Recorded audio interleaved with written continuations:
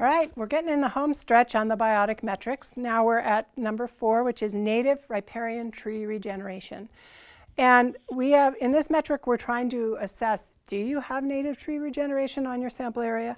And how much of it is there? Is there a lot? Is there a tiny amount? Is there a whole bunch? And the whole reason for caring about native tree regeneration is our native trees are very tied to that. Well, first of all, we're losing native trees and then we lose the native structure.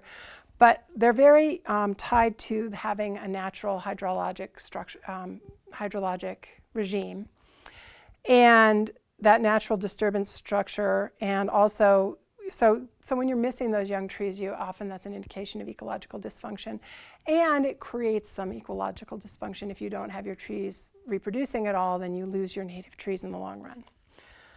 And this metric is very straightforward.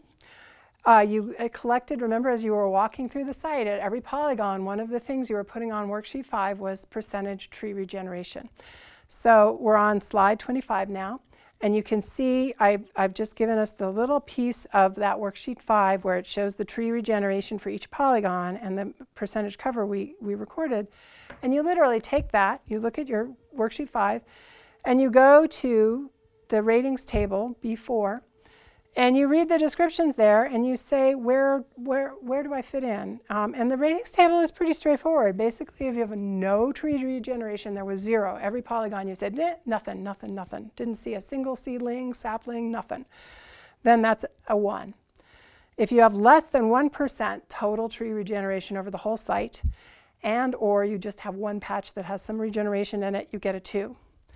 Or if you've got a lot of different patches that have a little bit of regeneration, or you have more than 1% regeneration, but less than 5% over the whole site, you get a 3. And once you have more than 5% regeneration over your whole sample area, or you have a whole lot of patches that have a fair amount of regeneration in them, you get a 4. So for our sample area, we only had one polygon that had any tree regeneration in it. That was our big polygon 1, but it was only 1%. And so we are clearly in that 2 category. We have less than 1% cover, or less than 1% of tree regeneration on our whole site, and it was only one polygon. And then the tree species that count for tree regeneration are listed in the field guide, but we're only talking here about our native, obligate, and facultative wet tree species. So we are talking about all cottonwoods. We do include plains cottonwood, Rio Grande cottonwood in this list, even though it has a federal FAC rating. We give it a FAC wet for this. It is a native riparian tree, and it is totally tied to that flood cycle for reproduction. So any type of cottonwood counts for this. Also tree willows count for this. So both of the tree willow species that are common in the state. And Arizona sycamore, if you happen to be down in the Gila, Arizona sycamore also counts for this. And I believe also ash, the native ash.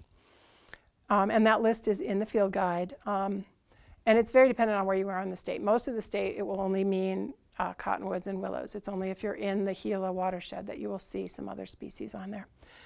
So that is how you do the tree regeneration.